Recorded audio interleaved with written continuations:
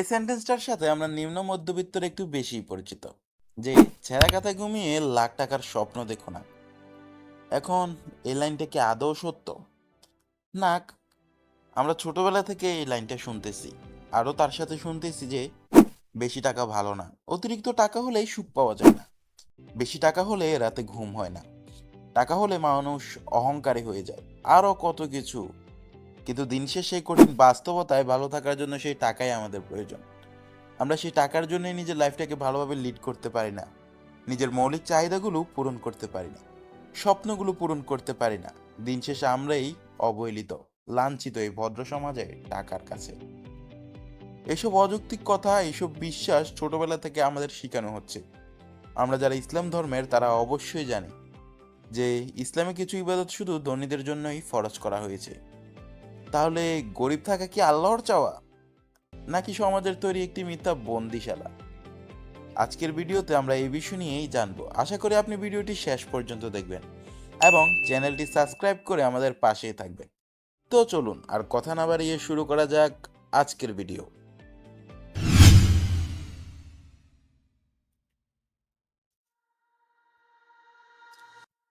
আসলে আমাদের ছোটবেলা থেকেই শেখানো হচ্ছে মিথ্যা কথাগুলো।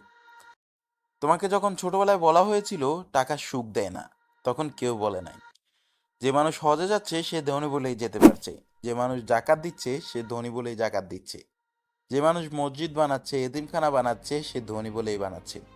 তাহলে কি বোঝা যায়? সত্যিকারের ভালো কাজ করতে হলো তোমার হাতে অর্থ থাকতে হবে। ইসলামে জাকাত ফরজ কার উপর?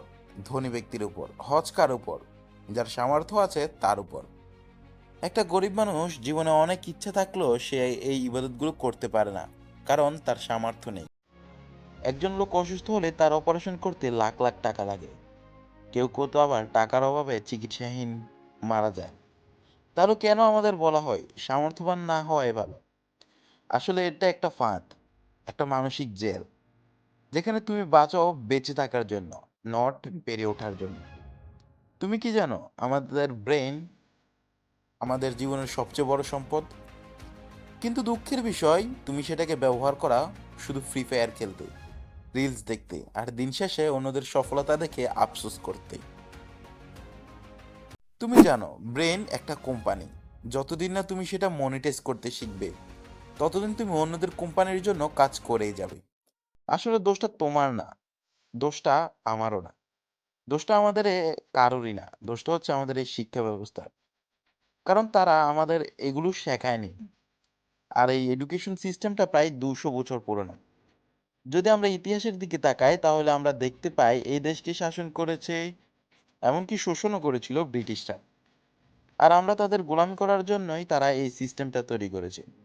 তাই আজও আমাদের স্কুলে শেখানো হয় ফুল ফ্রি স্টুডেন্টশিপ, বিনা বেতনে অধ্যয়নের জন্য আবেদন, স্কুল ট্যুর বা বনভোজনে যাওয়ার আবেদন, আরও কত কি হাবিজাবি শিখায়।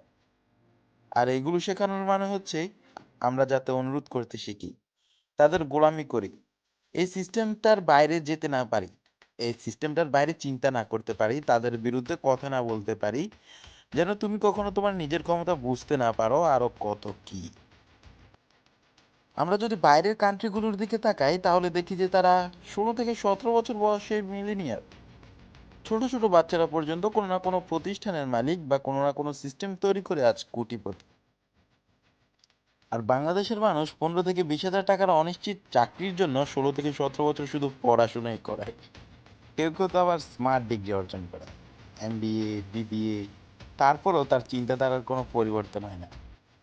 সেই ব্যবসা করবে না, সে কি করবে? সে চাকরি করবে, বিড়ি বেচবে। মানে বাংলাদেশের এই স্মার্ট ডিগ্রিগুলো তাকে শেখাতে পারেনি কিভাবে ব্যবসা স্টার্ট করতে হয়, কিভাবে ম্যানেজমেন্ট করতে হয়, কিভাবে ব্র্যান্ড তৈরি করতে হয়। বাংলাদেশে প্রায় এক শ্রেণী আছে যারা রাত 3টা পর্যন্ত জেগে থাকে, মানে কোনো কারণ ছাড়াই, শুধু টিকটক, ইনস্টাগ্রাম, ফানি রিলস দেখার জন্য। তারা সারাদিন বিনোদনের জন্য রিলস দেখে, আফসোস করার জন্য কমেন্টে গিয়ে big fan, dream by dream এসব লেখার জন্য। বাইরে জীবনটা মজা নয়। তুমি যার কমেন্ট বক্সে ড্রিম লেখো সে তোমার মতো সময় নষ্ট করেনি, সে ব্রেনকে কাজে লাগাইছে, তাই সে আজ সফল। তুমি হয়তো জানো না যে তুমি চাইলে একজন ফ্রিল্যান্সার হতে পারো, তুমি চাইলে একটা ব্র্যান্ড বানাতে পারো, তুমি চাইলে এই দেশ থেকে কোটি টাকা অর্জন করতে পারো, তুমি চাইলেই সম্ভব। তবে আগে তোমাকে বুঝতে হবে, তোমার ব্রেনকে মনিটাইজ করতে হবে, তোমার মানসিকতায়, চিন্তাধারায় পরিবর্তন আনতে হবে, ক্রিটিক্যাল থিঙ্কিং করতে হবে, তোমার নেটওয়ার্কিং সম্পর্কে জানতে হবে, তোমাকে শিখতে হবে, অনেক বেশি শিখতে হবে। কিভাবে টাকা আয় করতে হয়, কিভাবে স্কিল ডেভেলপ করতে হয়, ইনভেস্টমেন্ট মানে কি, ব্র্যান্ড মানে কি, কিভাবে ব্যবসা শুরু করতে হয়, কিভাবে ম্যানেজমেন্ট করতে হয়, ব্লা ব্লা ব্লা ইত্যাদি। মনে রেখো, চাকরি করে কখনো মিলিনিয়ার বা অধিক টাকা আয় করতে পারবে না। যদি মিলিনিয়ার হতে চাও তাহলে কোনো একটা সিস্টেম তৈরি করতে হবে, বা বড় ব্যবসায়ী হতে হবে। আয়ের একাধিক মাধ্যম তৈরি করতে হবে, একটা মাধ্যমের উপর নির্ভর করা কখনোই উচিত না। লক্ষ্য স্থির রাখতে হবে যে আমি আগামী 5 বছর বা 10 বছরের মধ্যে একজন মিলিনিয়ার হব, আমি আগামী 5 থেকে 10 বছরের মধ্যে একজন সফল ব্যবসায়ী হব। সবসময় পজিটিভ থিঙ্কিং করতে হবে, আর এর জন্যই তোমাকে অনেক পরিশ্রম করতে হবে। শেষ কথা, তুমি একটা শরীর না, তুমি একটা প্ল্যান, তুমি একটা উদ্দেশ্য। তুমি আজ যদি ঠিক করে ফেলো আমি আমার ব্রেনকে মনিটাইজ করব, আমি আমার স্কিল দিয়ে আয় করব, আমি একটা কোম্পানির মালিক হব, আমি মিলিনিয়ার হব, then you are success in life. Just mind it.